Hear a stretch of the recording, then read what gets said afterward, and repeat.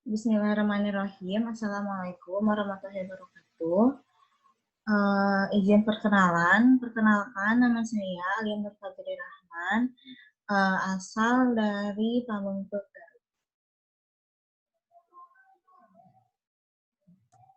Perkenalkan, nama saya Dewi Purnamasari, asal dari Pangandaran.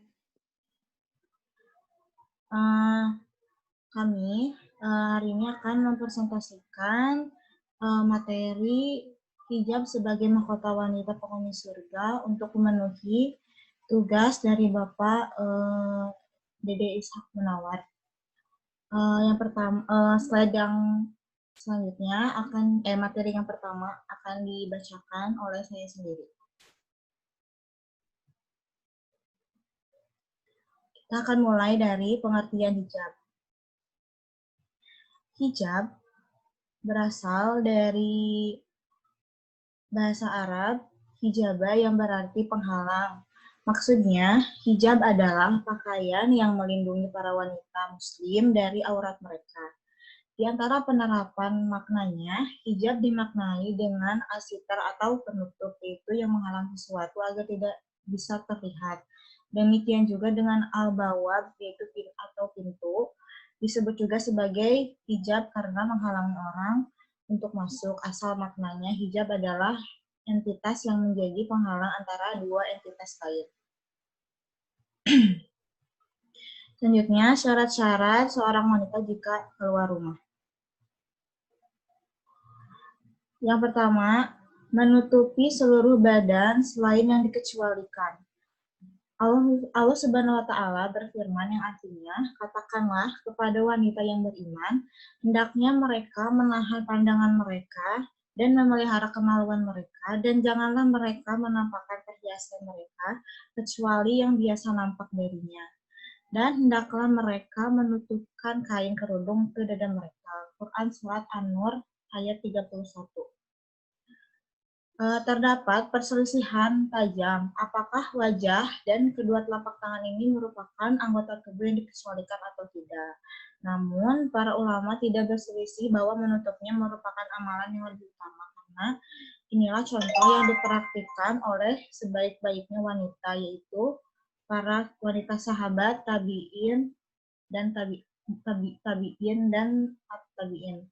Al-Hafiz Ibnu Hajar mengatakan, merupakan adat para wanita yang senantiasa berlangsung sejak dahulu hingga sekarang. Mereka menutup wajah-wajah mereka dari manusia luar dan bukan mahramnya.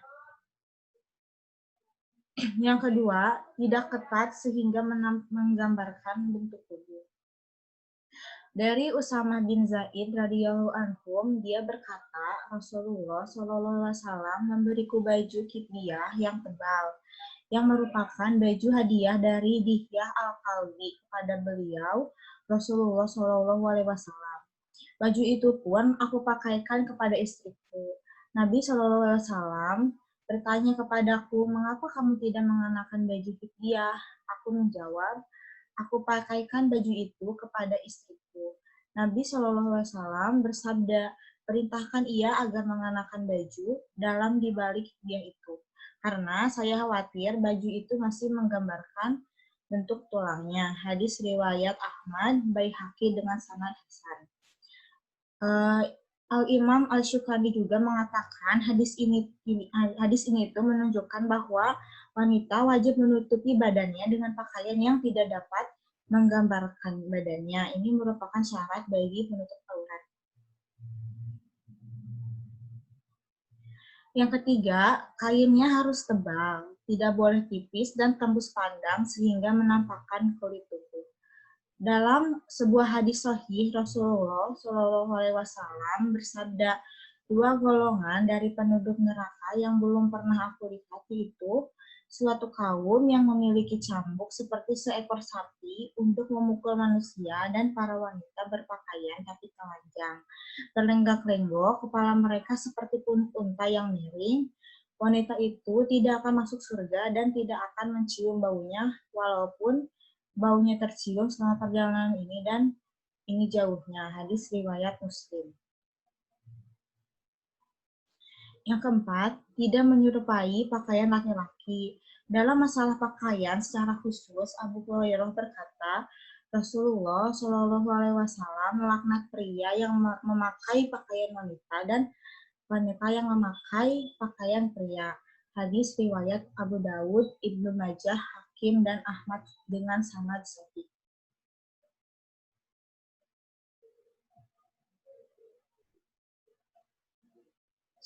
Materi selanjutnya akan disampaikan oleh rekan saya, Dewi Purnamasari. Waktu dan tempat saya persilahkan.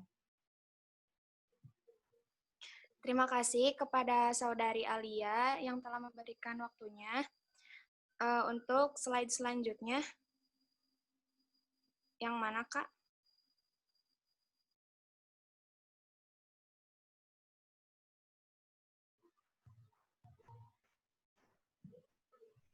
Bentar ya Teh, ini agak error.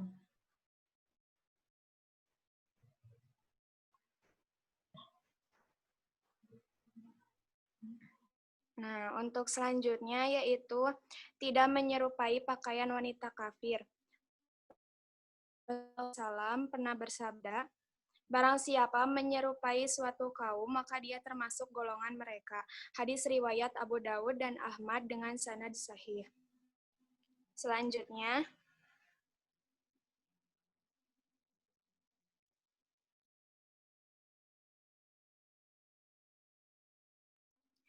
yang selanjutnya yaitu bukan pakaian untuk mencari popularitas. Hal ini berdasarkan hadis Ibnu Umar radhiyallahu anhuma bahwasannya Rasulullah Shallallahu alaihi wasallam bersabda, barang siapa mengenakan pakaian syurah atau untuk mencari popularitas di dunia, niscaya Allah mengenakan pakaian kehinaan kepadanya pada hari kiamat.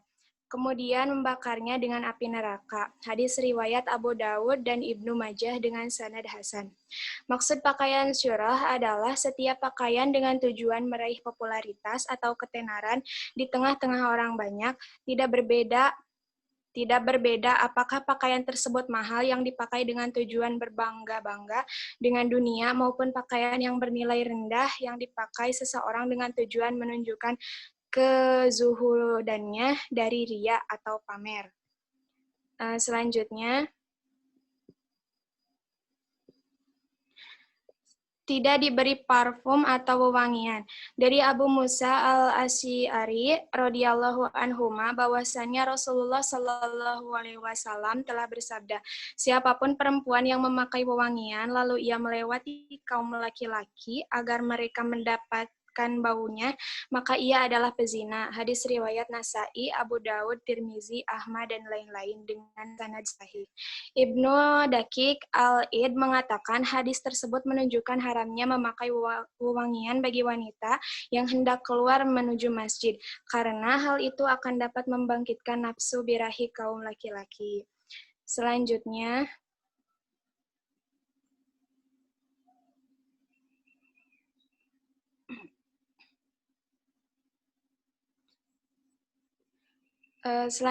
ganjaran bagi muslimah yang tidak berhijab diriwayatkan dalam beberapa hadis. Salah satunya adalah, ada dua golongan penduduk neraka yang belum aku melihat keduanya. Kaum yang membawa cemeti seperti ekor sapi untuk mencabuk manusia, maksudnya penguasa yang zalim, dan perempuan-perempuan yang berpakaian tapi telanjang, cenderung kepada kemaksiatan, dan membuat orang lain juga cenderung kepada kemaksiatan. Kepala-kepala mereka seperti punduk-punduk unta yang berlenggak-lenggok. Mereka tidak masuk surga dan tidak mencium bau wanginya. Padahal bau wangi surga itu tercium dari jarak perjalanan sekian dan sekian waktu, atau jarak jauh sekali. Hadis riwayat Muslim. Slide selanjutnya. Manfaat menggunakan hijab, yaitu sebagai bentuk takwa kepada Allah, terhindar dari azab yang pedih, menjadi perempuan solihah, menjaga kehormatan diri, penampilan lebih anggun, mendidik akhlak agar lebih melindungi kesehatan rambut, dan mencegah penuaan dini. Selanjutnya, Cara untuk memantapkan hati supaya berhijab. Yang pertama yaitu niat untuk berhijab karena Allah Subhanahu wa taala. Yang kedua, ingat keutamaan hijab. Yang ketiga, berkumpul dengan orang-orang soleh. Yang keempat yaitu istiqomah untuk tidak melepas hijab lagi. Next. Hijab tak sekedar pelindung bagi wanita, melainkan menggambarkan beberapa besar kekuatan dan keindahannya. Selanjutnya.